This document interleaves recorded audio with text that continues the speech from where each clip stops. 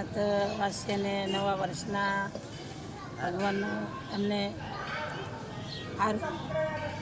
આયુષ્યનું આરોગ્ય સારું રાખે અને એમના કુટુંબમાં ખૂબ સુખ સમૃદ્ધિ રાખે.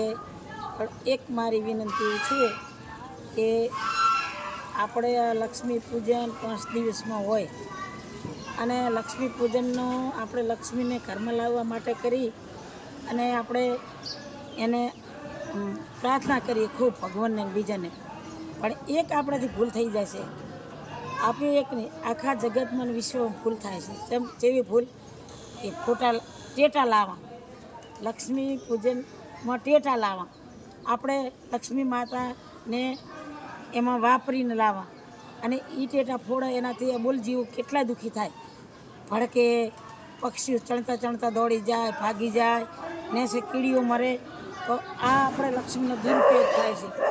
આ દુરુપયોગ ના થાય એના માટે કોઈ આપણાને એમ કે આ પરંપરા કેવી હતી કે એ દિવસે શ્રી પ્રભુ રામચંદ્ર ભગવાન ઘરે આવ્યા હતા. 14 વર્ષે વનમાં હતા એટલા માટે એમણે ઉત્સવ મનાવ્યો હતો.